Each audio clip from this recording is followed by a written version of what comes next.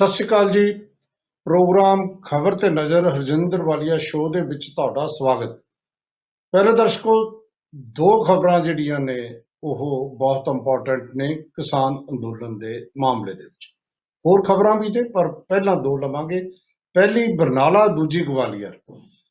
ਬਰਨਾਲੇ ਤੋਂ ਜੋ ਭਾਰਤੀ ਕਿਸਾਨ ਯੂਨੀਅਨ ਅਗਰਾਹਾਂ ਦੀ ਅਗਵਾਈ ਔਰ ਕਿਸਾਨ ਮਜ਼ਦੂਰ ਦੀ ਮਹਾਂ ਰੈਲੀ, ਮਹਾਂ ਪੰਚਾਇਤ, ਜੋ ਮਰਜ਼ੀ ਨਾਂ ਦੇ ਦਿਓ, ਉਹ ਹੋਈ ਹੈ।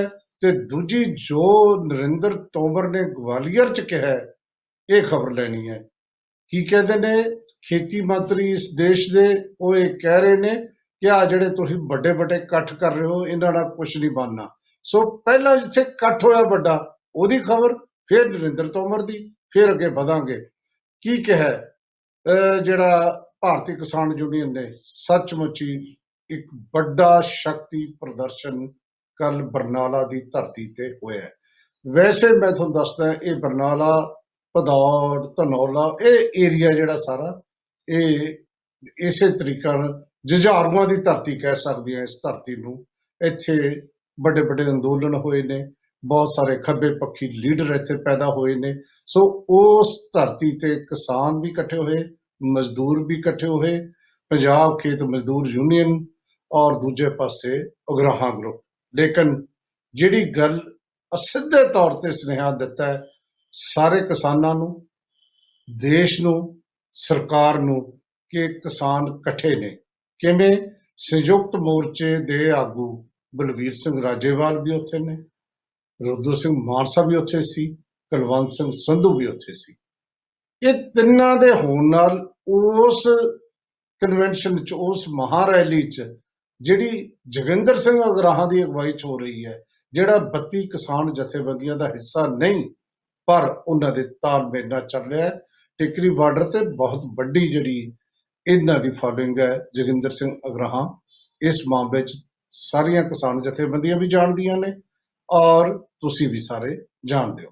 ਸੋ ਉੱਥੇ ਜਿਹੜੀ ਕਨਵੈਨਸ਼ਨ, ਜਿਹੜੀ ਮਹਾ ਪੰਚਾਇਤ ਹੋਈ, ਉਹਦਾ ਇੱਕ ਤਾਂ ਐਂਗਲ ਇਹ ਹੋ ਗਿਆ ਕਿ ਸਾਰੇ ਇਕੱਠੇ ਨੇ ਕਿਸਾਨ, ਇਹ ਦੱਸਣ ਚ ਕਾਮਯਾਬ ਹੋ ਗਏ। ਨੰਬਰ 2 ਕੀ ਹੋਇਆ ਕਿ ਕਿੰਨੇ ਲੋਕ ਸਾਡੇ ਨਾਲ ਨੇ। ਸ਼ਕਤੀ ਪ੍ਰਦਰਸ਼ਨ ਤੁਸੀਂ ਖੁਦ ਦੇਖ ਸਕਦੇ ਹੋ, ਤੁਹਾਡੇ ਸਾਹਮਣੇ ਕਿੰਨੀ ਵੱਡੀ ਗਿਣਤੀ ਚ ਬੀਬੀਆਂ ਔਰ ਜਿੰਨੇ ਵੱਡੀ ਗਿਣਤੀ ਚ ਮਜ਼ਦੂਰ ਉੱਥੇ ਸ਼ਾਮਲ ਹੋਏ। ਮਤਲਬ ਇਹਨੂੰ ਇਸ ਤਰ੍ਹਾਂ ਦੀ ਗਿਣਤੀ ਹੁੰਦੀ ਹੈ, ਇਹਨੂੰ ਹਜ਼ਾਰਾਂ ਕਹਿ ਲਓ, ਇਹਨੂੰ ਲੱਖਾਂ ਕਹਿ ਲਓ, ਇਹ ਕੋਈ ਹਾਜ਼ਰੀ ਤਾਂ ਲੱਗਦੀ ਨਹੀਂ, ਪਰ ਮੀਡੀਆ 'ਚ ਤੁਸੀਂ ਦੇਖ ਸਕਦੇ ਹੋ। ਜੇ ਕਿਤੇ ਇਹਨੂੰ ਉੱਪਰੋਂ ਦਿਖਾਇਆ ਜਾਵੇ ਤਾਂ ਰਾਜੇਵਾਲ ਦੀ ਇਹ ਗੱਲ ਬਿਲਕੁਲ ਸਹੀ ਹੁੰਦੀ ਹੈ ਕਿ ਇਹ ਦੁਨੀਆ ਦਾ ਸਭ ਤੋਂ ਵੱਡਾ ਤੇ ਸਭ ਤੋਂ ਲੰਬਾ ਅੰਦੋਲਨ ਬਣ ਗਿਆ। ਸੱਚਮੁੱਚ ਹੀ ਇਸ ਅੰਦੋਲਨ ਨੇ ਇਤਿਹਾਸ ਸਿਰਜਤਾ। ਮਤਲਬ ਇਹ ਜਿਹੜਾ ਇਤਿਹਾਸ ਦਾ ਸਭ ਤੋਂ ਵੱਡਾ ਅੰਦੋਲਨ ਹੈ। ਇਹ ਗੱਲ ਕੱਲ ਬਲਵੀਰ ਸਿੰਘ ਰਾਜੇਵਾਲ ਨੇ ਉੱਥੇ ਕਹੀ। ਲੇਕਿਨ ਬਲਵੀਰ ਸਿੰਘ ਰਾਜੇਵਾਲ ਨੇ ਜਿਹੜੀਆਂ 2-3 ਗੱਲਾਂ ਕਹੀਆਂ, ਉਹ ਅਹਿਮੀਅਤ ਰੱਖਦੀਆਂ ਨੇ। ਖਾਸ ਤੌਰ ਤੇ ਗੁਰਨਾਮ ਸਿੰਘ ਚੜੂਨੀ ਵਾਲੀ ਗੱਲ ਕੱਲ ਬਲਵੀਰ ਸਿੰਘ ਰਾਜੇਵਾਲ ਦਾ ਮੂੰਹੋਂ ਸੁਣੀ, ਜਿਹੜੇ ਸ਼ਾਂਤੀ ਦੀ ਲਗਾਤਾਰ ਗੱਲ ਕਰਦੇ ਸੀ। ਉਹ ਕਹਿੰਦੇ ਕਿ ਹੁਣ ਜਿਸ ਤਰੀਕੇ ਨਾਲ ਸਰਕਾਰ ਦਬਾ ਰਹੀ ਹੈ, ਜਿਸ ਤਰੀਕੇ ਨਾਲ ਹਜ਼ਾਰਾਂ ਦੀ ਗਿਣਤੀ 'ਚ ਨੋਟਿਸ ਆ ਰਹੇ ਨੇ, ਜਿਸ ਤਰੀਕੇ ਨਾਲ ਪੁਲਿਸ ਦੇ ਸਾਹਮਣੇ ਪੇਸ਼ ਹੋਣ ਲਈ ਕਿਹਾ ਜਾ ਰਿਹਾ ਹੈ, ਤੁਸੀਂ ਪੇਸ਼ ਨਹੀਂ ਹੋਣਾ, ਤੁਸੀਂ ਕਿਤੇ ਨਹੀਂ ਜਾਣਾ।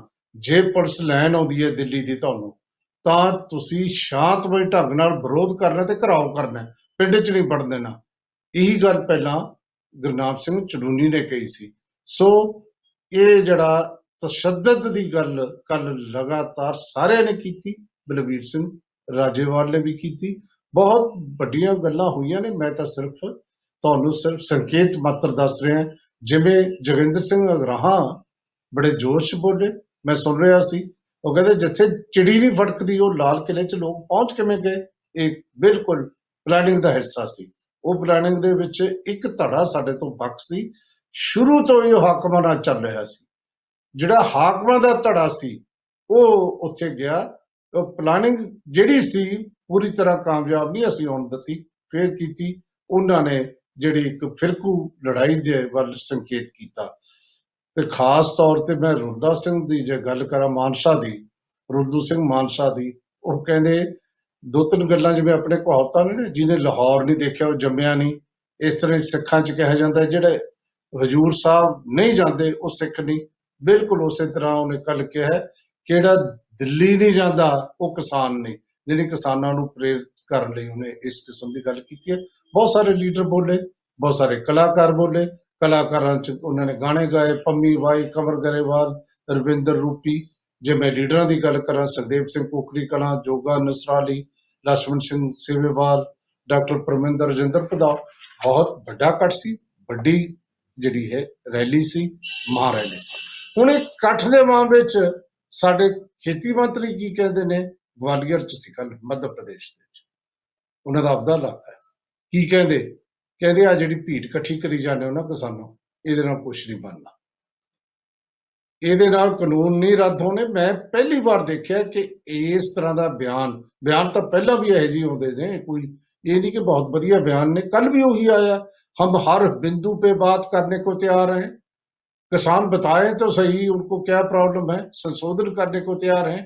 ऐसा गल्लां तो कल भी कीतियां, लेकिन ये गल जिहड़ी कि भीड़ इकट्ठी करना, मैं ये नहीं समझदा कि ये साडे जिहड़े चित के दाल लग गया, जिवें भी लग्या, ਇਹ ਬੰਦਿਆਂ ਨੂੰ ਇਹ ਨਹੀਂ ਸਮਝ ਆਉਂਦੀ ਲੋਕਤੰਤਰ ਦੇ ਵਿੱਚ ਜਿਹਨੂੰ ਤੁਸੀਂ ਭੀੜ ਕਹਿੰਦੇ ਹੋ, ਇਹ ਸਿਰਾਂ ਦੀ ਗਿਣਤੀ ਹੀ ਲੋਕਤੰਤਰ 'ਚ ਸ਼ਕਤੀ ਦਿੰਦੀ ਹੈ ਕਿਸੇ ਰਾਜੇ ਨੂੰ। ਇਹ ਨਹੀਂ ਸਮਝ ਸਕਦੇ। ਜਿਹੜੇ ਲੋਕ ਰਾਜ ਦੇ ਰਾਜੇ ਨੇ ਉਹ ਪੁਰਾਣੇ ਤਾਨਾਸ਼ਾਹੀ ਰਾਜਿਆਂ ਤੋਂ ਵੱਖਰੇ ਹੁੰਦੇ ਨੇ। ਇਹ ਵੀ ਗੱਲ ਸਮਝ ਲੈਣੀ ਚਾਹੀਦੀ ਹੈ। ਸਾਡੇ ਜਿਨ੍ਹਾਂ ਨੂੰ ਕੱਲ ਵੀ ਕਿਹਾ ਗਿਆ, ਅੱਜ ਵੀ ਕਹਿੰਦੇ ਆ, ਇਹ ਜਿਹੜੇ ਦੇਸ਼ ਦੇ ਹਾਕਮ ਨੇ, ਮੈਂ ਪ੍ਰਿयंका ਗਾਂਧੀ ਵਾਂਗ ਨਹੀਂ ਕਹਿੰਦਾ, ਉਹ ਤਾਂ ਇਹਨੂੰ ਜਿਹੜਾ ਹੰਕਾਰੀ ਰਾਜਾ ਕਹਿੰਦੇ ਨੇ। ਚਲੋ ਇਹ ਪੋਲੀਟੀਕਲ ਪਾਰਟੀ ਜੋ ਮਰਜ਼ੀ ਕਹਿਣ, ਪਰ ਜਿਹਨੂੰ ਤੁਸੀਂ ਕਹਿੰਦੇ ਭੀੜ ਇਕੱਠੀ, ਇਹ ਭੀੜ ਨਹੀਂ, ਇਹ ਲੋਕ ਨੇ। ਇਹ ਉਹ ਲੋਕ ਨੇ ਜਿਹੜੇ ਤੁਹਾਨੂੰ ਰੋਟੀ ਦਿੰਦੇ ਨੇ। ਜੇ ਤੁਸੀਂ ਇਸ ਤਰ੍ਹਾਂ ਇਹਨਾਂ ਨੂੰ ਕਹਿ ਰਹੇ ਹੋ ਨਾ ਵੀ ਇਹਦੇ ਨਾਲ ਕੁਝ ਨਹੀਂ ਹੋਣਾ, ਤੇ ਫਿਰ ਸ਼ਾਇਦ ਤੁਸੀਂ ਗਲਤੀ ਤੇ ਹੋ। ਔਰ ਤੁਸੀਂ ਦੱਸਣ ਦੀ ਕੀ ਕੋਸ਼ਿਸ਼ ਕਰ ਰਹੇ ਹੋ ਤੋਮਰ ਸਾਹਿਬ? ਤੁਹਾਡੇ ਤਾਂ ਜਿਹੜਾ ਪ੍ਰਧਾਨ ਮੰਤਰੀ ਕੱਲ ਬੋਲ ਰਿਹਾ ਹੈ ਕਿ ਜਿਹੜੇ ਕਿਸਾਨ ਇਹ ਜਿਹੜੇ ਬਹੁਤ ਅੰਦੋਲਨ ਪਵਿੱਤਰ ਹੈ, ਇਹ ਪਵਿੱਤਰ ਅੰਦੋਲਨ ਨੂੰ ਤੁਸੀਂ ਇਹ ਭੀੜ ਦੱਸਦੇ ਹੋ। ਇਹ ਤੁਸੀਂ ਆਪਦੇ ਪ੍ਰਧਾਨ ਸੇਵਕ ਦੀ ਗੱਲ ਤਾਂ ਕਰ ਲਓ। ਖੇਤੀ ਸੇਵਕ ਸਾਹਿਬ, ਪ੍ਰਧਾਨ ਸੇਵਕ ਦੀ ਗੱਲ ਸੁਣੋ ਤੁਸੀਂ, ਉਹ ਕੀ ਕਹਿੰਦੇ ਨੇ। ਅੱਗੇ ਵਧੀਏ ਆਪਾਂ। ਕੱਲ ਇਹ ਤਾਂ ਇੱਥੇ ਹੋਇਆ ਤੇ ਸੰਯੁਕਤ ਮੋਰਚੇ ਤੇ ਕੱਲ ਪ੍ਰੈਸ ਕਾਨਫਰੰਸ 'ਚ ਐਲਾਨ ਹੋਇਆ। 4 ਐਲਾਨ ਮੈਂ ਤੁਹਾਨੂੰ ਦੱਸ ਦੇਣੇ ਜਿਹੜੇ ਹੋਏ। ਇਹ ਉਦੋਂ ਬਾਅਦ ਤਾਂ ਅਗਲੇ ਪੜਾਅ ਦੀ ਗੱਲ ਕਰਨੀ ਹੈ ਉਹਨਾਂ ਨੇ। ਪਹਿਲਾ ਕਿ ਕੱਲ ਨੂੰ ਪਗੜੀ ਸੰਭਾਲ ਦਿਵਸ ਮਨਾਇਆ ਜਾਊ। ਚਾਚਾ ਅਜੀਤ ਸਿੰਘ, ਸ਼ਹੀਦ ਭਗਤ ਸਿੰਘ ਦੇ ਚਾਚਾ, 1906 ਦੇ ਵਿੱਚ ਪਗੜੀ ਸੰਭਾਲ ਇੱਕ ਗੀਤ ਲਿਖਿਆ ਸੀ ਬਾਂਕੇ ਦਿਆਲ ਨੇ, ਉਹਦੇ ਨਾਂ ਤੇ ਮੋਰਚਾ ਜਿਹੜਾ ਹੈ ਜਾਣਿਆ ਜਾਂਦਾ ਹੈ। ਉਹ ਮੋਰਚਾ 9 ਮਹੀਨੇ ਚੱਲਿਆ ਸੀ। ਉਹ ਤੋਂ ਬਹੁਤ ਪ੍ਰੇਰਨਾ ਮਿਲ ਰਹੀ ਹੈ। ਅੰਗਰੇਜ਼ਾਂ ਨੇ ਕਾਨੂੰਨ ਬਣਾਏ ਸੀ, ਵਾਪਸ ਲੈਣੇ ਪਏ ਸੀ, ਬਿਲਕੁਲ ਉਹ ਤੋਂ ਪ੍ਰੇਰਨਾ ਲੈ ਕੇ ਕਿਸਾਨ ਚੱਲ ਰਹੇ ਨੇ। ਪਗੜੀ ਸੰਭਾਲ ਜੱਟਾ ਗਾਣਾ ਸੀ ਤੇ ਪਗੜੀ ਸੰਭਾਲ ਦਿਵਸ 23 ਨੂੰ ਕੱਲ ਨੂੰ ਮਨਾਇਆ ਜਾ ਰਿਹਾ ਹੈ। ਇਹ ਕਿਹਾ ਕਿ ਇੱਕ ਪਾਸੇ ਅਸੀਂ ਚਾਚਾ ਅਜੀਤ ਸਿੰਘ ਨੂੰ ਯਾਦ ਕਰਨਾ ਹੈ, ਦੂਜਾ ਸਵਾਮੀ ਸਹਿਜਾਨੰਦ ਨੂੰ ਵੀ ਯਾਦ ਕਰਨਾ, ਤੇ ਨਾਲ ਇਹ ਕਿਹਾ ਸੀ ਜਿਸ ਇਲਾਕੇ ਦੀ ਜਿਹੜੀ ਪਗੜੀ ਆ ਉਹ ਕੱਲ ਬੰਨੀ ਜਾਏਗੀ। ਜੋਗਿੰਦਰ ਯਾਦਵ ਕੱਲ ਜਦੋਂ ਬਰੀਫ ਕਰ ਰਿਹਾ ਸੀ ਪ੍ਰੈਸ ਨੂੰ। ਅਗਲੀ ਗੱਲ, ਦੂਜੀ ਗੱਲ ਉਹਨਾਂ ਨੇ ਕੀ ਕਹੀ, 24 ਫਰਵਰੀ ਨੂੰ ਦਮਨ ਵਿਰੋਧੀ ਦਿਵਸ ਮਨਾਵਾਂਗੇ। ਦਮਨ ਵਿਰੋਧੀ ਦਿਵਸ, ਕਿਸਾਨ ਅੰਦੋਲਨ 'ਚ ਜਿਹੜੇ ਲੋਕਾਂ ਦੇ ਵਿਰੁੱਧ ਜ਼ਬਰ ਹੋ ਰਿਹਾ ਹੈ ਉਹਦੇ ਵਿਰੁੱਧ ਅਸੀਂ ਦਿਵਸ ਮਨਾਵਾਂਗੇ। ਹਰ ਤਹਿਸੀਲ ਦੇ ਵਿੱਚ ਮੈਮੋਰੈਂਡਮ ਦਿੱਤੇ ਜਾਣਗੇ। ਕਿਹਨੂੰ ਦਿੱਤੇ ਜਾਣਗੇ? ਰਾਸ਼ਟਰਪਤੀ ਨੂੰ। ਖਬਰ ਬਣੂਗੀ। ਵੈਸੇ ਤੁਹਾਨੂੰ ਪਤਾ ਰਾਸ਼ਟਰਪਤੀ ਸਾਡੇ ਦੇਸ਼ ਦੇ ਵਿੱਚ ਉਹਦੀ ਕਿੰਨੀ ਪਾਵਰ ਹੁੰਦੀ ਹੈ ਤੇ ਕੀ ਹੁੰਦਾ ਹੈ। ਜਾਂ ਕੋਈ ਵੱਡਾ ਬੰਦਾ ਹੋਵੇ, ਵੱਡੇ ਬੰਦੇ ਨੂੰ ਕੌਣ ਬਣ ਦਿੰਦਾ ਹੈ? LK ਅਡਵਾਨੀ ਦੀ ਜੈਕਟ ਵੀ ਸਵਾਈ ਬੈਠੇ ਸੀ ਤੇ ਉਦੋਂ ਨੂੰ ਅਯੁੱਧਿਆ ਦਾ ਮਾਮਲਾ ਸ਼ੁਰੂ ਕਰਕੇ ਉਹਦਾ ਪੱਤਾ ਕੱਟਤਾ। ਕਿਹਦੇ ਕੱਟਿਆ? ਜਿਹੜਾ ਉਹਦਾ ਆਪਦਾ ਕਿਸੇ ਟਾਈਮ ਚੇਲਾ ਹੁੰਦਾ ਸੀ, ਜਿਹਨੇ ਰਥ ਯਾਤਰਾ ਕਰਕੇ ਜਨਸੰਘ ਤੋਂ ਲੈ ਕੇ ਭਾਰਤੀ ਜਨਤਾ ਪਾਰਟੀ ਨੂੰ ਇਸ ਤਰ੍ਹਾਂ ਦੀ ਬਹੁਮਤ ਦਿਵਾਉਣ ਦੇ ਵਿੱਚ ਵੱਡੀ ਜਿਹੜੀ ਹੈ ਭੂਮਿਕਾ ਨਿਭਾਈ ਸੀ। ਇਹੋ ਹੀ ਅਡਵਾਨੀ ਹੈ ਜਿਹੜਾ ਇਹ ਕਹਿੰਦਾ ਸੀ ਕਿ ਜਿਹੜਾ ਅਸੀਂ ਇੰਦਰਾ ਗਾਂਧੀ ਨੂੰ ਅਸੀਂ ਕਿਹਾ ਆਪਦੀ ਕਿਤਾਬ 'ਚ ਕਹਿੰਦਾ ਸੀ ਕਿ ਤੁਸੀਂ ਹਰਮੰਦਰ ਸਾਹਿਬ 'ਚ ਕਰੋ ਅਟੈਕ। ਬਹੁਤ ਸਾਰੀਆਂ ਗੱਲਾਂ। ਅੱਜ ਤੀਜੀ ਨੁਕਤੇ ਦੀ ਗੱਲ ਕਰੀਏ, 26 ਜਨਵਰੀ ਨੂੰ ਕਿਸਾਨਾਂ ਨੂੰ ਯੁਵਾ ਕਿਸਾਨ ਦਿਵਸ, ਸਾਰਾ ਦਿਨ ਨੌਜਵਾਨ ਕਿਸਾਨ ਜਿਹੜੇ ਨੇ, ਨੌਜਵਾਨ ਯੁਵਕ ਜਿਹੜੇ ਨੇ ਉਹ ਚਲਾਉਣਗੇ ਇਹ ਵੀ ਆਪਣੇ ਆਪ 'ਚ ਵਧੀਆ ਗੱਲ ਹੈ। ਹੌਲੀ ਹੌਲੀ ਦੂਜੀ ਲਾਈਨ ਦੀ ਲੀਡਰਸ਼ਿਪ ਤਿਆਰ ਕਰਨੀ ਚਾਹੀਦੀ ਹੈ। ਅਗਲੀ ਜਿਹੜੇ ਇੱਕ ਹੋਰ ਇਹਨਾਂ ਨੇ ਕਿਹਾ ਹੈ ਕਿ ਮਜ਼ਦੂਰ ਕਿਸਾਨ ਦਿਵਸ ਏਕਤਾ ਦਿਵਸ ਜਿਹੜਾ ਮਨਾਉਣਾ, ਉਹਦੇ 'ਚ ਗੁਰੂ ਰਵਿਦਾਸ ਜਯੰਤੀ 27 ਨੂੰ ਔਰ ਸ਼ਹੀਦ ਚੰਦਰ ਸ਼ੇਖਰ ਆਜ਼ਾਦ। ਮਤਲਬ ਇਹ ਚੰਗੀ ਗੱਲ ਹੈ ਕਿ ਸਾਰੇ ਦੇਸ਼ ਦੇ ਸ਼ਹੀਦਾਂ ਨੂੰ ਯਾਦ ਕੀਤਾ ਜਾਂਦਾ ਹੈ, ਸਾਰੇ ਧਾਰਮਿਕ ਗੁਰੂਆਂ ਨੂੰ ਯਾਦ ਕੀਤਾ ਜਾਂਦਾ ਹੈ। ਤਾਂ ਬਾਕੀ ਸੱਦਾ ਜਿਹੜਾ ਇਹ ਦਿੱਤਾ ਹੈ ਕਿ ਤੁਸੀਂ ਆਉਣਾ ਜਿਹੜਾ ਹੈ ਦਿੱਲੀ ਪਹੁੰਚੋ, ਇਹ ਵੀ ਆਪਣੇ ਆਪ 'ਚ ਵੱਡੀ ਗੱਲ ਹੈ। ਫਿਰ ਦਰਸ਼ਕੋ, ਕੱਲ ਜਿਹੜਾ ਸੀ ਮਾਤ ਭਾਸ਼ਾ ਦਿਵਸ ਸੀ ਪੰਜਾਬੀ ਦਾ, ਕਈ ਥਾਵਾਂ ਤੇ ਬਣਾਇਆ ਗਿਆ, ਲਗਾਤਾਰ ਬਣਾਏ ਜਾਂਦੇ ਨੇ। ਅਹਿਦ ਲਿਆ ਜਾਂਦਾ ਹੈ ਮਾਂ ਬੋਲੀ ਦੇ ਮਾਮਲੇ 'ਚ ਪੰਜਾਬੀ 'ਚ।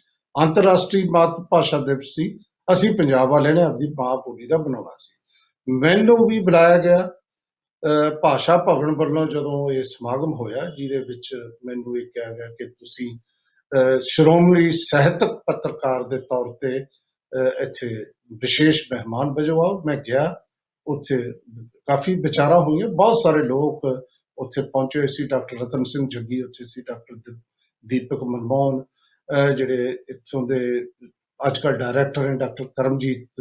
ਮੈਂ ਪਹਿਲਾਂ ਵੀ ਕਿਹਾ ਸੀ ਕਿ ਇਹਨਾਂ ਦਿਨਾਂ 'ਚ ਮੈਨੂੰ ਕੁਝ ਨਜ਼ਰ ਆ ਰਿਹਾ ਭਾਸ਼ਾ ਵਿਭਾਗ 'ਚੋਂ ਕਿ ਉਹ ਚੰਗੇ ਕੰਮ ਹੋਣਗੇ ਜਿਸ ਤਰ੍ਹਾਂ ਦੀ ਕਾਰਵਾਈ ਹੋ ਰਹੀ ਹੈ। ਮੈਂ ਇਹ ਖਬਰ ਨੂੰ ਥੋੜਾ ਜਿਹਾ ਹੋਰ ਡਿਟੇਲ 'ਚ ਉਦੋਂ ਹੀ ਦੇ ਸਕੂੰ ਜਦੋਂ ਅਸੀਂ ਬ੍ਰੇਕ ਤੋਂ ਬਾਅਦ ਮਿਲਾਂਗੇ। ਹੁਣ ਕਿਉਂਕਿ ਬ੍ਰੇਕ ਦਾ ਟਾਈਮ ਹੋ ਗਿਆ, ਆਪਾਂ ਲੈਂਦੇ ਹਾਂ ਬ੍ਰੇਕ।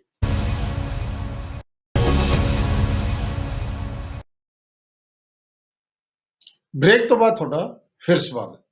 ਜਿਵੇਂ ਮੈਂ ਦੱਸਿਆ ਕਿ ਅੰਤਰਰਾਸ਼ਟਰੀ ਭਾਸ਼ਾ ਦਿਵਸ ਜਿਹੜਾ ਮਨਾਇਆ ਗਿਆ, ਇਹ ਵੈਸੇ ਇਹ 21 ਫਰਵਰੀ 1952 ਨੂੰ ਨਾ, ਜਦੋਂ ਢਾਕਾ ਯੂਨੀਵਰਸਿਟੀ, ਜਿਹਨੂੰ ਅਸੀਂ ਹੁਣ ਬੰਗਾਲ ਕਹਿੰਦੇ ਆ, ਉਸ ਦੇ ਵਿੱਚ ਉਰਦੂ ਜਦੋਂ ਪਾਕਿਸਤਾਨ ਆਜ਼ਾਦੀ ਤੋਂ ਬਾਅਦ ਪਾਕਿਸਤਾਨ ਨੇ ਨੈਸ਼ਨਲ ਲੈਂਗੁਏਜ ਆਪਣੀ ਡਿਕਲੇਅਰ ਕੀਤੀ ਸੀ, ਉਸ ਤੋਂ ਬਾਅਦ ਉਹਦੇ ਵਿਰੋਧ 'ਚ ਜਿਹੜੇ ਪ੍ਰਦਰਸ਼ਨ ਹੋ ਰਹੇ ਸੀ, ਉਹਦੇ 'ਚ ਗੋਲੀ ਚੱਲੀ ਸੀ, ਸੈਂਕੜੇ ਜਿਹੜੇ ਲੋਕ ਜ਼ਖਮੀ ਹੋਏ ਸੀ, 5 ਸ਼ਹੀਦ ਹੋਏ ਸੀ ਉੱਥੋਂ।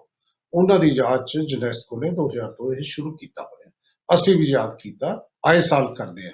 ਪਰ ਸੱਚ ਇਹ ਹੈ, ਨਾ ਤਾਂ ਕੇਂਦਰ ਦੀ ਸਰਕਾਰ, ਨਾ ਹੀ ਸਾਡੀਆਂ ਸਰਕਾਰਾਂ ਮਾਂ ਬੋਲੀ ਲਈ ਕੋਈ ਜ਼ਿਆਦਾ ਚਿੰਤਤ ਨਹੀਂ।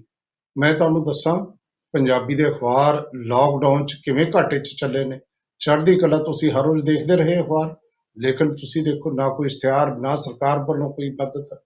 ਇਹਦਾ ਮਤਲਬ ਅਸੀਂ ਪੰਜਾਬੀ ਅਖਬਾਰਾਂ ਵਾਲੇ ਪੱਤਰਕਾਰੀ ਤੇ ਜਿਹੜੇ ਸਾਹਿਤਕਾਰ ਨੇ ਉਹ ਕੰਮ ਕਰਦੇ ਰਹੇ। ਸਰਕਾਰਾਂ ਨੇ ਕੀ ਕੀਤਾ? ਸਰਕਾਰਾਂ ਦਾ ਹਾਲ ਤਾਂ ਇਹ ਹੈ ਕਿ ਲਗਾਤਾਰ, ਮੈਂ 26 ਵਾਰ ਕੈਪਟਨ ਸਾਹਿਬ ਤੁਹਾਨੂੰ ਕਹਿ ਰਿਹਾ ਹੈ ਕਿ ਜਿਹੜੀ ਯੂਨੀਵਰਸਿਟੀ ਤੁਹਾਡੇ ਪਿਤਾ ਮਹਾਰਾਜਾ ਯਾਦਵਿੰਦਰ ਸਿੰਘ ਨੇ ਬਣਵਾਈ ਸੀ ਪੰਜਾਬੀ ਯੂਨੀਵਰਸਿਟੀ 'ਚ ਬਾਹੜ ਦੇ ਵਿੱਚ, ਉਹਦਾ ਹਾਲ ਇੰਨਾ ਬੁਰਾ ਹੈ, ਹਾਲੇ ਤੱਕ ਕੁਝ ਨਹੀਂ ਹੋਇਆ। ਹਾਲੇ ਤੱਕ ਤਾਂ ਵਾਈਸ ਚਾਂਸਲਰ ਨਹੀਂ ਲੱਗਿਆ, ਹੋਰ ਤਾਂ ਛੱਡੋ, ਨਵੀਆਂ ਯੂਨੀਵਰਸਿਟੀਆਂ ਬਣ ਰਹੀਆਂ ਨੇ। ਸੋ ਮੈਂ ਇੱਕ ਗੱਲ ਕਹਿ ਕੇ, ਕਿਉਂਕਿ ਬਹੁਤ ਲੰਬੀ ਗੱਲ ਹੈ, ਬਹੁਤ ਸਾਰੇ ਸਾਹਿਤਕਾਰ, ਤੁਸੀਂ ਇਹ ਦੇਖ ਰਹੇ ਹੋ ਮੇਰੇ ਨਾਲ ਡਾਕਟਰ ਰਤਨ ਸਿੰਘ ਜੱਗੀ ਬੈਠੇ ਨੇ, ਇਹ ਸਾਡੇ ਸਭ ਦੇ ਹੀ ਸਮਝੋ ਗੁਰੂਦੇਵ ਨੇ, ਕਿਉਂਕਿ 94 ਸਾਲ ਦੀ ਉਮਰ 'ਚ ਕਿੰਨੇ ਐਕਟਿਵ ਨੇ, ਲਿਖ ਪੜ੍ਹ ਰਹੇ ਨੇ।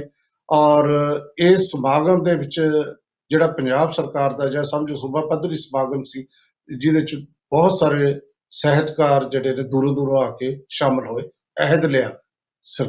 ਲੋਕ ਤਾਂ ਕਰ ਰਹੇ ਨੇ, ਸਰਕਾਰ ਕੀ ਕਰ ਰਹੀ ਹੈ ਮੈਂ ਉਹ ਤੇ ਕਰ ਰਿਹਾ।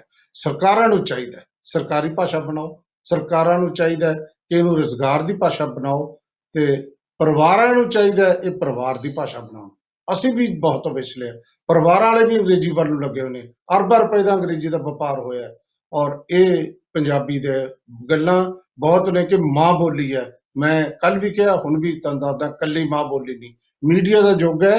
ਹੁਣ ਤਾਂ ਕਾਰਟੂਨ ਵੀ ਤੁਹਾਡੀ ਮਾਂ ਦੇ ਜਗ੍ਹਾ ਲੈਣ ਲੱਗੇ, ਕਾਰਟੂਨ ਵੀ ਬੋਲੀਆਂ ਸਿਖਾਉਣ ਲੱਗੇ। ਤੁਹਾਨੂੰ ਵੀ ਹੈਰਾਨੀ ਹੁੰਦੀ ਹੈ ਕਈ ਵਾਰੀ, ਬੱਚਾ ਜਿਹੜੀ ਇਹ ਕਿੱਥੋਂ ਸਿੱਖ ਗਿਆ? ਉਹ ਕਾਰਟੂਨਾਂ ਤੋਂ ਸਿੱਖਦਾ। ਜਿਹੜੇ ਮਾਂ ਪਿਓ ਟੀਵੀ ਲਾ ਕੇ ਤੇ ਆਪ ਆਪਦਾ ਜਿਹੜਾ ਹੈ ਬੱਚਿਆਂ ਵੱਲ ਉਹਨਾਂ ਧਿਆਨ ਦੇਣਾ ਮੁਸ਼ਕਲ ਹੋ ਜਾਂਦਾ। ਸੋ ਇਹ ਖਬਰ ਨੂੰ ਅਸੀਂ ਇੱਥੇ ਸਮਾਪਤ ਕਰਦੇ ਹਾਂ। ਅਗਲੀ ਖਬਰ ਫਿਰ ਗਾਜ਼ੀਪੁਰ ਦੀ ਲੈ ਲਈਏ।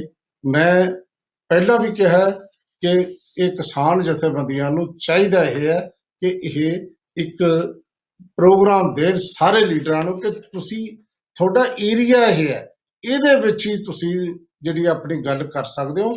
ਇਦੋਂ ਤੁਸੀਂ ਇੱਧਰ ਉੱਧਰ ਨਾ ਜਾਓ, ਨੁਕਸਾਨ ਹੁੰਦਾ, ਨੁਕਸਾਨ ਹੋਇਆ।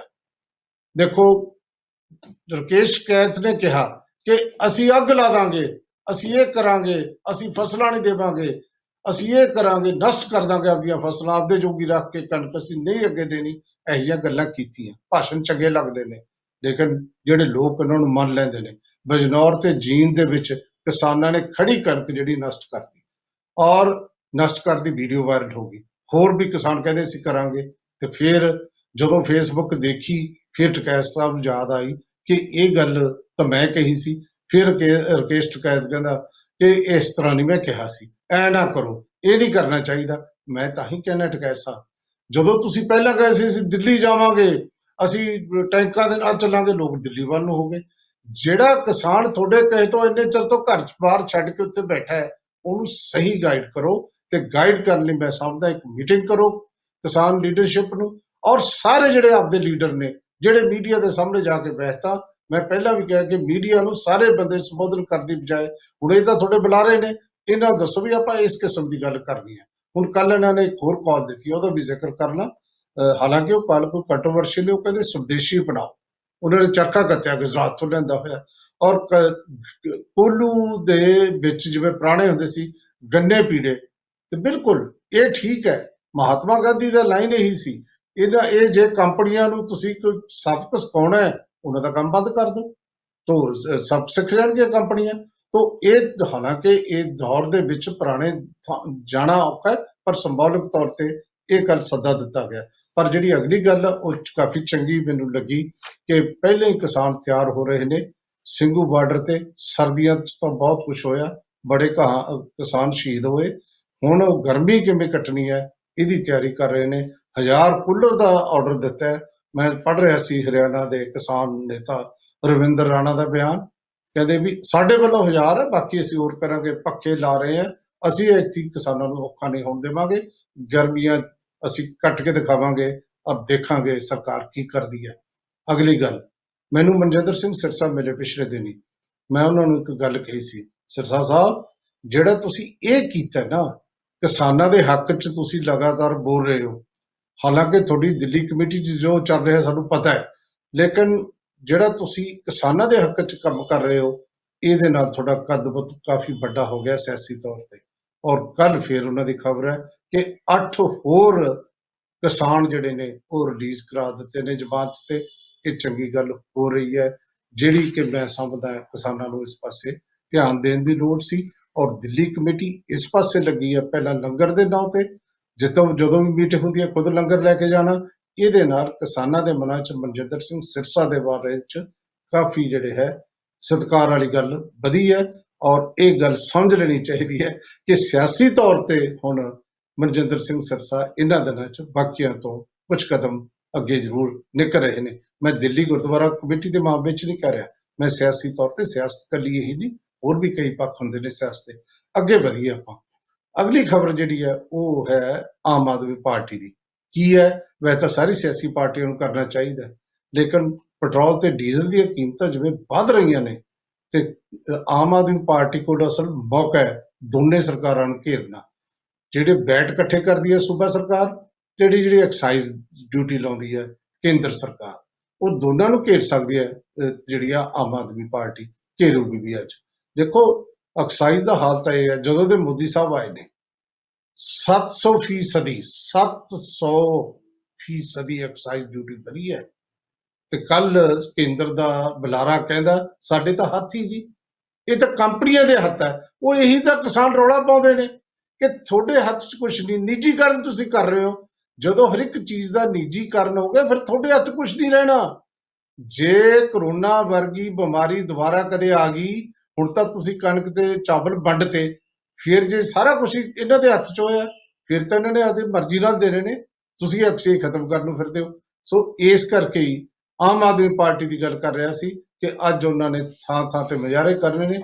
ਮੈਂ ਤਾਂ ਸਮਝਦਾ ਕਿ ਸਾਡੇ ਦੇਸ਼ ਦੇ ਵਿੱਚ ਆਪੋਜੀਸ਼ਨ ਆਫ ਦਾ ਰੂਲ ਜਿਹੜਾ ਨਿਭਾਉਣ ਦੀ ਥਾਂ, ਸੜਕਾਂ ਤੇ ਆਉਣ ਦੀ ਥਾਂ ਟਵੀਟ ਹੋ ਰਹੇ ਨੇ। ਮੈਂ ਪਹਿਲਾਂ ਵੀ ਗਿਆ ਸੀ, ਬਹੁਤ ਸੋਹਣੇ ਟਵੀਟ ਕਰਦੇ ਨੇ ਰਾਹੁਲ ਗਾਂਧੀ, ਲੇਕਿਨ ਉਹਨਾਂ ਦੀ ਪਾਰਟੀ ਕਿੱਥੇ ਹੈ? ਕਿਉਂ ਨਹੀਂ ਉਹ ਆ ਕੇ ਸਿੱਧੇ ਤੌਰ ਤੇ ਵਿਰੋਧੀ ਪਾਰਟੀਆਂ ਸੜਕਾਂ ਤੇ ਜਿਹੜੀ ਵੀ ਚੀਜ਼ ਹੈ ਉਹਦਾ ਵਿਰੋਧ ਕਰੋ। ਫਿਰ ਮਜਬੂਰ ਹੋਣਾ ਪਵੇ, ਲੋਕਤੰਤਰ ਚੱਲਦਾ ਹੀ ਤਾਂ ਹੈ ਜੇ ਕਿਤੇ ਉੱਥੇ ਜਿਹੜਾ ਵਿਰੋਧ ਵੀ ਵਿਰੋਧ ਦੀ ਆਵਾਜ਼ ਵੀ ਸਹੀ ਹੋਵੇ।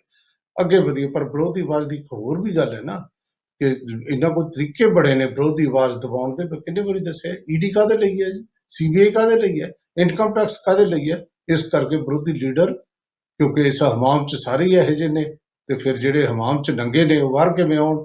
ਬਹੁਤ ਕੁਛ ਐਸਾ ਹੈ। ਲੇਕਿਨ ਅਗਲੀ ਗੱਲ, ਕੈਪਟਨ ਸਾਹਿਬ ਦੇ ਤੇ ਅੱਜ ਕੱਲ੍ਹ ਬੜਾ ਜਿਹੜਾ ਕਿਸਾਨ ਭਰ ਰਹੇ ਨੇ। ਕਿਉਂ? ਜਿਹੜੇ ਅੰਦਰੋਂ ਅੰਦਰੀ ਅਕਾਲੀ ਖੁਸ਼ ਨੇ, ਆਮ ਆਦਮੀ ਖੁਸ਼ ਹੈ, ਅਟੈਕ ਕਰ ਰਹੇ ਨੇ। ਲੇਕਿਨ ਕਿਸਾਨ ਜਦੋਂ ਅਟੈਕ ਕਰ ਰਹੇ ਨੇ ਉਦੋਂ ਉਹ ਖੁਸ਼ ਹੋ ਰਹੇ ਨੇ। ਅਟੈਕ ਕਰਨ ਦਾ ਇੱਕ ਕਾਰਨ ਹੈ, ਕੈਪਟਨ ਸਾਹਿਬ ਨੇ ਇੱਕ ਦਿੱਤੀ ਇੰਟਰਵਿਊ 'ਚ ਕਿਤੇ ਕਹਿ ਬੈਠੇ ਕਿ ਜਿਹੜੇ ਇਹ 18 ਮਹੀਨੇ ਲਈ 1.5 ਸਾਲ ਲਈ ਮੁਅੱਤਲ ਕਰ ਲਏ ਨੇ, ਜਿਹੜੇ ਕਿਹਾ ਸਰਕਾਰ ਨੇ ਅਸੀਂ ਮੁਅੱਤਲ ਕਰਨ ਨੂੰ ਤਿਆਰ ਹਾਂ। ਕਹਿੰਦੇ ਮੈਨੂੰ ਫੀਡਬੈਕ ਮਿਲੀ ਹੈ, ਉਹ 2 ਸਾਲ ਲਈ ਵੀ ਕਰ ਸਕਦੇ ਨੇ, ਇਹ ਤੋਂ ਵੱਧ ਵੀ ਕਰ ਸਕਦੇ। ਤੇ ਆਖਰ ਸਾਰੀਆਂ ਵੱਡੀਆਂ ਮਹਾਜੰਗਾਂ ਦੀ, ਵਰਲਡ ਵਾਰ ਵੀ ਟੇਬਲ ਤੇ ਤਾਂ ਉਹਨਾਂ ਦੀ ਗੱਲਬਾਤ ਹੁੰਦੀ ਹੈ। ਇਹ ਤਾਂ ਗੱਲ ਠੀਕ ਹੈ, ਇਹਦੇ 'ਚ ਤਾਂ ਕੋਈ ਦੋਰਾਵਾ ਨਹੀਂ। ਸਾਰਾ ਸਰਬੰਸ ਬਾਰ ਕੇ ਗੁਰੂ ਗੋਬਿੰਦ ਸਿੰਘ ਨੇ ਵੀ ਸੰਕੇਤ ਤਾਂ ਹੀ ਕੀਤਾ ਗੱਲਬਾਤ ਵਾਲਾ ਹੀ, ਤਾਂ ਇਹ ਗੱਲ ਤਾਂ ਠੀਕ ਹੈ। ਲੇਕਿਨ ਜਿਹੜੀ ਗੱਲ ਉਹ ਕਹਿ ਬੈਠੇ ਕਿ ਇਹ ਜਿਹੜਾ ਰਿਪੀਲ ਕਰਨ ਵਾਲੀ ਗੱਲ, ਵੀ ਕੁਝ ਕਿਸਾਨ ਤਿਆਰ ਨੇ ਇਹ ਗੱਲ ਮੰਨਣ ਲਈ ਵੀ 2 ਸਾਲ ਲਈ ਰਿਪੀਲ ਕਰ ਦੋ, ਉਹ ਤੇ ਫਿਰ ਫਸ ਗਏ। ਉਹ ਤੇ ਕਿਸਾਨਾਂ ਨੇ ਕਿਹਾ ਅਸੀਂ ਕਦੋਂ ਕਿ ਅਸੀਂ ਤਾਂ ਬਿਲਕੁਲ ਅਸੀਂ ਤਾਂ ਰਿਪੀਲ ਕਰਾਉਣੇ ਨੇ, ਅਸੀਂ ਤਾਂ ਮਤਲਬ ਵਾਲੀ ਗੱਲ ਹੀ ਨਹੀਂ ਕੀਤੀ। ਬਸ ਇਹ ਗੱਲ ਨੂੰ ਲੈ ਕੇ ਫਿਰ ਲੋਕ ਪੈ ਗਏ, ਤੇ ਆਮ ਆਦਮੀ ਪਾਰਟੀ, ਹਰਪਾਲ ਚੀਮਾ, ਅਕਾਲੀ, ਤੇ ਫਿਰ ਕੈਪਟਨ ਸਾਹਿਬ ਨੂੰ ਕੰਟਰਡਿਕਸ਼ਨ ਦੇਣੀ ਪਈ।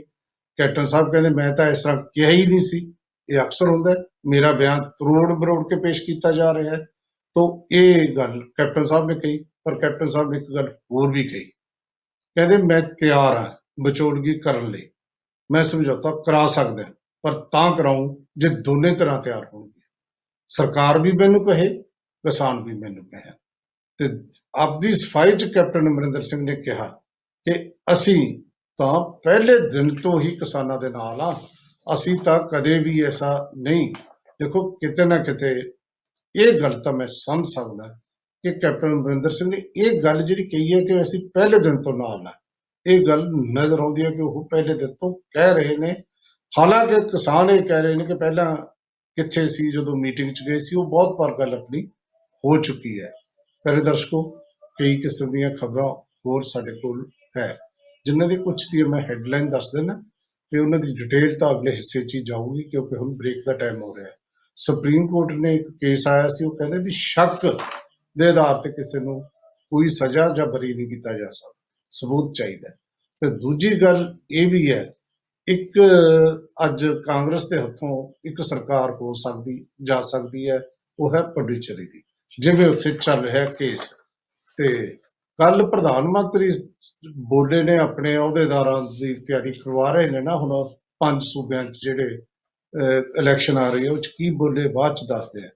ਤੇ ਫਿਰ ਇੱਕ ਭਾਜਪਾ ਦਾ ਲੀਡਰ ਹੈ ਰਾਮ ਮਾਧਵ, ਉਹਨੇ ਵਿਕਾਸ ਇੰਡੀਆ ਕਮਜ਼ ਫਸਟ ਇੱਕ ਕਿਤਾਬ ਲਿਖੀ ਹੈ, ਵਿੱਚ ਜਿਵੇਂ ਸੋਸ਼ਲ ਮੀਡੀਆ ਤੇ ਬੋਲਿਆ ਉਹਦੀ ਵੀ ਗੱਲ ਕਰਾਂਗੇ। ਕਰੋਨਾ ਦੀ ਵੀ ਗੱਲ ਕਰਨੀ ਬਣਦੀ ਹੈ, ਜਿਸ ਤਰੀਕੇ ਨਾਲ ਕਰੋਨਾ ਵੱਧ ਰਿਹਾ ਹੈ, ਲੋਕਾਂ ਨੂੰ ਕਈ ਥਾਵਾਂ ਤੇ ਤਾਂ ਲਾਕਡਾਊਨ ਵੀ ਲੱਗ ਗਿਆ, ਪੰਜਾਬ ਬਚਿਆ ਰਹੇ, ਦੁਬਾਰਾ ਵੀ ਲਾਕਡਾਊਨ ਲੱਗ ਸਕਦਾ ਹੈ, ਐਸੀ ਕੋਈ ਗੱਲ ਨਹੀਂ।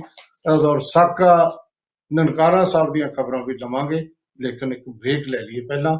ਬ੍ਰੇਕ ਤੋਂ ਬਾਅਦ ਜਦੋਂ ਤੁਸੀਂ ਆਓਗੇ, ਇਹ ਜਿਹੜਾ ਪ੍ਰੋਗਰਾਮ ਇੰਡੀਆ ਦੇ ਦਰਸ਼ਕ ਦੇਖੋਗੇ, ਉਹ 9:40 ਤੇ ਤੁਸੀਂ ਦੇਖ ਸਕੋਗੇ, ਔਰ ਪਟਨਾ ਸਾਹਿਬ ਤੋਂ ਬਾਅਦ, ਔਰ YouTube ਤੇ ਫੇਸਬੁੱਕ ਤੇ ਸਾਰੇ ਦਰਸ਼ਕ ਜੁੜ ਸਕਦੇ ਨੇ। ਤੇ ਮੈਂ ਜਿਵੇਂ ਤੁਹਾਨੂੰ ਪਹਿਲਾਂ ਵੀ ਦੱਸਿਆ, ਨਿਊਜ਼ ਪੰਜਾਬੀ ਨਿਊਜ਼ ਬਾਈ ਡਾਕਟਰ ਰਜਿੰਦਰ ਵਾਲੀਆ ਭਰ ਕੇ ਤੁਸੀਂ ਐਪਲ ਪੋਡਕਾਸਟ ਔਰ ਗੂਗਲ ਪੋਡਕਾਸਟ, ਉਹ 7 ਪੋਡਕਾਸਟ ਹੁੰਦੇ ਨੇ, ਉਹਨਾਂ ਤੇ ਵੀ ਖਬਰਾਂ ਸੁਣ ਸਕਦੇ ਹੋ। ਲੈਣੇ ਆ ਇੱਕ ਬ੍ਰੇਕ।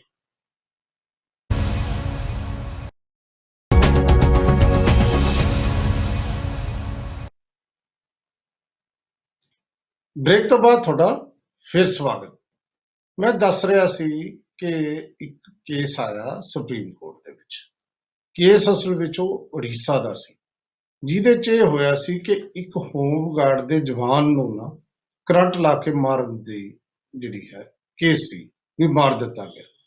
ਹੁਣ ਉਹ ਜਿਹੜੀ ਉਹਦੀ ਹੱਤਿਆ ਹੋਈ, ਉਹਦੇ ਵਿੱਚ 2 ਮੁਲਾਜ਼ਮ ਫੜੇ ਗਏ ਸੀ, ਤੇ ਉਹਨਾਂ ਮੁਲਾਜ਼ਮਾਂ ਨੂੰ ਛੱਡ ਦਿੱਤਾ ਗਿਆ ਸੀ। ਹੁਣ ਸੁਪਰੀਮ ਕੋਰਟ ਕਹਿੰਦੀ ਵੀ ਇਹਨਾਂ ਨੂੰ ਛੱਡ ਦਿਓ। ਸੁਪਰੀਮ ਕੋਰਟ ਨੇ ਵੀ ਇਹੀ ਫੈਸਲਾ ਕੀਤਾ ਕਿ ਮੁਲਾਜ਼ਮਾਂ ਨੂੰ ਛੱਡਿਆ ਇਸ ਕਰਕੇ ਜਾ ਰਿਹਾ ਹੈ, ਬਰੀ ਇਸ ਕਰਕੇ ਕੀਤਾ ਜਾ ਰਿਹਾ ਹੈ ਕਿ ਕੋਈ ਵੀ ਸਬੂਤ ਸਾਡੇ ਕੋਲ ਨਹੀਂ ਉਹਨਾਂ ਦੇ ਖਿਲਾਫ।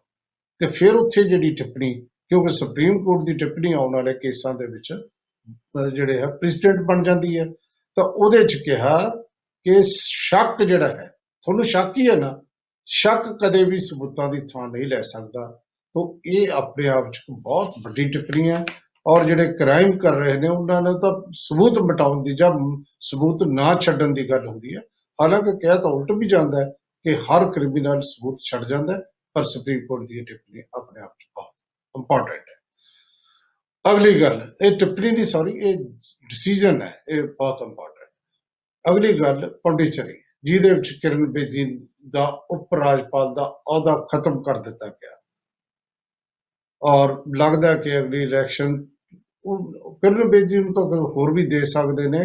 ਕਿਰਨ ਬੇਦੀ ਲਗਾਤਾਰ ਮੁੱਖ ਮੰਤਰੀ ਨਾਰਾਇਣਸਾਮੀ ਨਾਲ ਲੜਦੀ ਵੀ ਰਹੀ ਹੈ, ਐਸੀ ਕੋਈ ਗੱਲ ਨਹੀਂ। ਤੇ ਉਹ ਜੇ ਦਿੱਲੀ ਦੀ ਮੁੱਖ ਮੰਤਰੀ, ਦਿੱਲੀ ਦੀ ਤਾਂ ਐਮਐਲਏ ਵੀ ਨਹੀਂ ਬਣ ਸਕੀ ਖੈਰ, ਤੇ ਉਹ ਜਿਹੜੀ ਉੱਥੋਂ ਚਲੇ ਗਈ। ਹੁਣ ਉੱਥੇ ਅੱਜ ਵੋਟ ਹੋਣੀ ਹੈ, ਜਿਹੜੀ ਜਿਹਨੂੰ ਕਹਿੰਦੇ ਨੇ ਵਿਸ਼ਵਾਸ ਦਾ ਮਤਾ ਪੇਸ਼ ਹੋਣਾ ਹੈ। ਕੀ ਜਿਹੜਾ ਨਾਰਾਇਣ ਸਾਮੀ ਹੈ ਉਹ ਵਿਸ਼ਵਾਸ ਮਤ ਜਿੱਤ ਜੂਗਾ? ਮੈਨੂੰ ਲੱਗਦਾ ਨਹੀਂ। ਦੋ ਬੰਦੇ ਤਾਂ ਹੋਰ ਛੱਡ ਕੇ ਚਲੇ ਗਏ। ਸੋ ਲੱਗ ਇਹ ਰਿਹਾ ਕਿ ਉੱਥੋਂ ਕਾਂਗਰਸ ਦੀ ਗਿਣਤੀ ਹੋਰ ਘਟ ਜੂਗੀ ਔਰ ਹੌਸਲਾ, ਕਿਉਂਕਿ ਹਰ ਤਰੀਕਾ ਵਰਤ ਰਹੀ ਹੈ ਜਿਹੜੀ ਭਾਰਤੀ ਜਨਤਾ ਪਾਰਟੀ ਇਸ ਦੇਸ਼ ਨੂੰ ਕਾਂਗਰਸ ਮੁਕਤ ਕਰਨ ਲਈ, ਉਸੇ ਤਰੀਕੇ ਨਾਲ 3-4 ਬੰਦੇ ਤੋੜੇ ਨੇ ਤੇ ਹੋ ਸਕਦਾ ਵੀ ਅੱਜ ਇਹ ਵੀ ਕਾਂਗਰਸ ਦੀ ਸਰਕਾਰ ਇੱਥੋਂ ਵੀ ਚਲੀ ਜਾਵੇ। ਪ੍ਰਧਾਨ ਮੰਤਰੀ ਨੇ ਕੱਲ ਪ੍ਰਧਾਨਗੀ ਕੀਤੀ ਇੱਕ ਬੈਠਕ ਜਿਹੜੀ ਹੈ, ਜਿਹੜੇ ਅਹੁਦੇਦਾਰ ਸੀ ਭਾਰਤੀ ਜਨਤਾ ਪਾਰਟੀ ਦੇ, ਜਨਰਲ ਸਕੱਤਰ, ਪ੍ਰਧਾਨ, ਉਹਨਾਂ ਨੂੰ ਕਹਿੰਦੇ ਤੁਸੀਂ ਕਰ ਕੀ ਰਹੇ ਹੋ? ਇੰਨੇ ਵਧੀਆ ਅਸੀਂ ਕਾਨੂੰਨ ਬਣਾਏ ਨੇ ਖੇਤੀ ਸੁਧਾਰਾਂ ਲਈ, ਲੋਕਾਂ 'ਚ ਕਿਉਂ ਨਹੀਂ ਜਾਂਦੇ? ਉਹਨਾਂ ਨੂੰ ਉਹਨਾਂ ਨੇ ਕਿਹਾ ਕਿ ਜਾਓ ਲੋਕਾਂ 'ਚ ਸਮਝਾਓ ਲੋਕਾਂ ਨੂੰ। ਤੇ ਜੇਪੀ ਨੱਡਾ ਜਿਹੜੇ ਪ੍ਰਧਾਨ ਨੇ, ਉਹਨਾਂ ਨੇ ਇੱਕ ਮਤਾ ਪਾਸ ਕੀਤਾ ਇਸ ਮੀਟਿੰਗ ਦੇ ਵਿੱਚ ਕਿ ਇਹ ਜਿਹੜਾ ਕਾਨੂੰਨ ਬਣਾਏ ਨੇ ਨਾ ਪ੍ਰਧਾਨ ਮੰਤਰੀ ਨੂੰ ਖੇਤੀ ਸੁਧਾਰਾਂ ਦੇ, ਬਹੁਤ ਵਧੀਆ ਨੇ, ਅਸੀਂ ਧੰਨਵਾਦ ਕਰਦੇ ਹਾਂ। ਇਹ ਕਿਹਾ ਯਾਨੀ ਕਾਨੂੰਨਾਂ ਦੇ ਫਾਇਦੇ ਜਿਹੜੇ ਨੇ ਉਹ ਇੰਨੇ ਜ਼ਿਆਦਾ ਨੇ ਕਿ ਸਾਰਾ ਦੇਸ਼, ਭਾਰਤੀ ਜਨਤਾ ਪਾਰਟੀ ਕਹਿ ਰਹੀ ਹੈ, ਦੇਸ਼ ਦਾ ਬਾਹਰ ਬੈਠਾ ਹੈ, ਵਿਰੋਧ ਕਰ ਰਿਹਾ ਹੈ। ਤੋ ਕੱਲ ਇਸ ਤਰ੍ਹਾਂ ਦੀ ਹੋਈ। ਅਸਲ ਦੇ ਵਿੱਚ 5 ਸੂਬਿਆਂ ਦੀ ਹੈਗੀ ਹੈ ਹੁਣ ਇਲੈਕਸ਼ਨ, ਉਹਦੇ ਲਈ ਤਿਆਰੀ ਹੋ ਰਹੀ ਹੈ ਤੇ ਉਹਦੇ ਵਿੱਚ ਇਹ ਸਾਰਾ ਕੁਝ ਕੱਲ ਹੋਇਆ। ਤੋ ਇਹਦੇ ਨਾਲ ਕੋਈ ਉਹ ਨਹੀਂ ਹੁੰਦਾ ਕਿ ਜੇਪੀ ਨੱਡਾ ਜਾਂ ਅਮਿਤ ਸ਼ਾਹ ਇੱਕ ਦੂਜੇ ਦੀ ਜਿਹੜੀ ਪ੍ਰਸ਼ੰਸਾ ਜਦੋਂ ਇਹ ਕਰਦੇ ਨੇ, ਉਦੋਂ ਫਿਰ ਕੋਈ ਫਰਕ ਨਹੀਂ, ਲੋਕਾਂ ਨੂੰ ਵੀ ਪਤਾ ਹੁੰਦਾ ਵੀ ਕੌਣ ਕਿਹਦੀ, ਹੁਣ ਵਿਰੋਧ ਤਾਂ ਕਰ ਹੀ ਨਹੀਂ ਸਕਦੇ। ਅਗਲੀ ਗੱਲ ਕਰੀਏ ਆਪਾਂ, ਇਹ ਵੀ ਭਾਜਪਾ ਦੇ ਇੱਕ ਲੀਡਰ ਦੀ ਹੈ, ਰਾਮ ਮਾਧਵ। ਇਹ ਜਿਹੜਾ ਰਾਮ ਮਾਧਵ ਹੈ ਨਾ, ਇਹ ਸੀਨੀਅਰ ਲੀਡਰ ਹੈ ਇਹਨਾਂ ਦਾ। ਇਹਨੇ ਕਿਤਾਬ ਲਿਖੀ ਹੈ, ਕਿਤਾਬ ਦਾ ਨਾਮ ਹੈ ਬਿਕॉज ਇੰਡੀਆ ਕਮਜ਼ ਫਸਟ। ਇਹ ਕਿਤਾਬ ਹੈ। ਮੈਂ ਇਹਦੇ 'ਚ ਸਿਰਫ ਇੱਕ ਆਪਣੇ ਨਾਲ ਸੰਬੰਧਿਤ ਬਹੁਤ ਸਾਰੀਆਂ ਗੱਲਾਂ ਕਿਤਾਬਾਂ 'ਚ ਹੁੰਦੀਆਂ ਨੇ, ਜਿਵੇਂ ਜਿਹੜੀ ਹੈ ਜਦੋਂ ਤੁਸੀਂ ਇੰਡੀਆ ਨੂੰ ਫਸਟ ਆਉਣ ਦੀ ਗੱਲ ਕਰਦੇ ਹੋ, ਇੰਡੀਅਨ ਡੈਮੋਕ੍ਰੈਟਿਕ ਕਿਵੇਂ ਸੈਟਅਪ ਆ, ਉਹਦੀ ਸਾਰੀਆਂ ਗੱਲਾਂ ਨੇ। ਲੇਕਿਨ ਇੱਕ ਪੱਖ ਜਿਹੜਾ ਉਹਨੇ ਲਿਆ ਕਿ ਇਹਦਾ ਸੋਸ਼ਲ ਮੀਡੀਆ, ਜਿਹੜਾ ਸੋਸ਼ਲ ਮੀਡੀਆ ਤੁਸੀਂ ਸਮਝਦੇ ਹੋ, ਜੇ ਤੁਸੀਂ ਹਰ ਰੋਜ਼ ਹੀ ਜਿਹੜੇ ਹੁਣ ਤਾਂ ਬਹੁਤ ਵੱਡੀ ਗਿਣਤੀ 'ਚ ਤੁਸੀਂ ਸ਼ਾਮਲ ਹੋ, ਵਟਸਐਪ ਚਲਾਉਣੇ ਹੋ, ਫੇਸਬੁੱਕ ਚਲਾਉਣੇ ਹੋ, ਇੰਸਟਾਗ੍ਰਾਮ ਚਲਾ ਰਹੇ ਹੋ, ਟਵਿੱਟਰ ਚਲਾ ਰਹੇ ਹੋ, ਸਾਰੇ ਜਿਹੜੇ ਹੈ ਸੋਸ਼ਲ ਮੀਡੀਆ, ਇਹਦੇ ਵਿੱਚ ਕਹਿੰਦਾ ਇੰਨਾ ਸ਼ਕਤੀਸ਼ਾਲੀ ਹੋ ਗਿਆ ਆਪਣੀ ਕਿਤਾਬ 'ਚ ਕਹਿੰਦੇ ਕਿ ਇਹ ਸਰਕਾਰਾਂ ਨੂੰ ਡੇਗ ਵੀ ਸਕਦਾ, ਸਰਕਾਰਾਂ ਨੂੰ ਬਣਾ ਵੀ ਸਕਦਾ। ਇਹ ਕੋਈ ਨਵੀਂ ਗੱਲ ਨਹੀਂ, ਇਹ ਸਹੀ ਗੱਲ ਹੈ। ਸ਼ਕਤੀਸ਼ਾਲੀ ਹੋਣ ਦਾ ਕਾਰਨ ਹੈ ਕਿ ਤੁਸੀਂ ਸਾਰੇ ਕਿਸਮ ਦੇ ਜਰਨਲਿਸਟ ਬਣ ਗਏ। ਇਹਨਾਂ ਨੂੰ ਅਸੀਂ ਸਿਟੀਜ਼ਨ ਜਰਨਲਿਜ਼ਮ ਕਹਿੰਦੇ ਆ। ਸਿਟੀਜ਼ਨ ਪੱਤਰਕਾਰ ਹੋ ਤੁਸੀਂ, ਨਾਗਰਿਕ ਪੱਤਰਕਾਰ ਹੋ। ਜਿਹਦੇ ਹੱਥ 'ਚ ਮੋਬਾਈਲ ਹੈ ਉਹ ਪੱਤਰਕਾਰ ਹੈ। ਤੁਸੀਂ ਕੋਈ ਐਸੀ ਖਬਰ ਦੇਖ ਲਈ ਤੇ ਉਹਨੂੰ ਦਿਖਾਤਾ ਤੇ ਲੋਕ, ਬਹੁਤ ਵਾਰ ਲੋਕਾਂ ਨੂੰ ਛੱਡਣੀਆਂ ਪਈਆਂ ਨੇ, ਗੱਦੀਆਂ ਛੱਡਣੀਆਂ ਪਈਆਂ ਨੇ, ਇਹ 'ਚ ਕੋਈ ਐਸੀ ਗੱਲ ਨਹੀਂ। ਬਿਊਰੋਕਰੈਟ ਨੂੰ ਵੀ ਜਾਣਾ ਪਿਆ। ਜੇ ਕੋਈ ਸ਼ਰਾਬ ਦੀ ਤੁਸੀਂ ਗੱਲ ਕਰਤੀ ਕਿ ਉੱਥੇ ਸ਼ਰਾਬ ਵੰਡੀ ਗਈ, ਤੇ ਉਹਨੇ ਤਾਂ ਕਹਿਣਾ ਅਸੀਂ ਤਾਂ ਵੰਡੀ ਨਹੀਂ ਜੀ ਇਲੈਕਸ਼ਨ ਸ਼ਰਾਬ ਇਲੈਕਸ਼ਨ ਕਮਿਸ਼ਨ ਨੂੰ। ਲੇਕਿਨ ਜੇ ਵੀਡੀਓ ਬਣਾਈ ਹੋਈ ਹੈ, ਜਦੋਂ ਤੁਸੀਂ ਉਹ ਮੀਡੀਆ 'ਚ ਚੱਲ ਗਈ ਤਾਂ ਤੁਹਾਡਾ ਜਵਾਬ ਕੀ ਹੈ?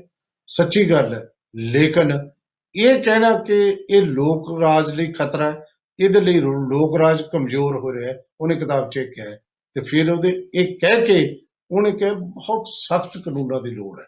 ਹਾਲਾਂਕਿ ਉਹ ਕਹਿੰਦਾ ਕਾਨੂੰਨ ਬਣਾਉਣੇ ਔਖੇ ਨੇ, ਪਰ ਕਾਨੂੰਨਾਂ ਦੀ ਲੋੜ ਹੈ। ਇਹੀ ਤਾਂ ਮੈਂ ਕਹਿ ਰਿਹਾ ਕਿ ਇਹ ਚਾਹੇ ਤੁਸੀਂ ਟੀਵੀ ਨੂੰ ਖਰੀਦ ਲਿਆ, ਟੀਵੀ ਨੂੰ ਕਹਿੰਦੇ ਨੇ ਕਿ ਜੀ ਇਹ ਟੀਰਾ ਹੋ ਗਿਆ। ਤੁਹਾਨੂੰ ਵੀ ਪਤਾ ਹੈ ਕਿ ਇੱਕੋ ਪਾਸੇ ਦੀ ਖਬਰ ਦਿਖਾਉਣੀ ਹੈ ਜਾਂ ਉਹਨੂੰ ਮੈਨੇਜ ਕਰ ਲੈਣਾ ਹੈ। ਜੇ ਕਿਸਾਨ ਕੋਈ ਵਧੀਆ ਗੱਲ ਕਰ ਰਹੇ ਨੇ, ਕਿਸੇ ਦਿਨ ਇਵੈਂਟ ਵਧੀਆ ਕਰ ਰਹੇ ਨੇ, ਉਹਦੀ ਥਾਂ ਤੇ ਕੁਝ ਹੋਰ ਦਿਖਾ ਦਿਓ। ਜੇ ਬਰਨਾਲੇ ਦੇ ਵਿੱਚ ਕਿਸਾਨ ਕੱਲ ਮਹਾਰੈਲੀ ਕਰ ਰਹੇ ਨੇ, ਤੁਸੀਂ ਦਿਖਾ ਦਿਓ ਕਿ ਮੋਦੀ ਸਾਹਿਬ ਜਿਹੜੀ ਹੈ ਉਹ ਆਪਣੇ ਲੀਡਰਾਂ ਨੂੰ ਸੰਬੋਧਿਤ ਕਰ ਰਹੇ ਨੇ, ਉਹਨੂੰ ਲਾਈਵ ਦਿਖਾ ਦਿਓ।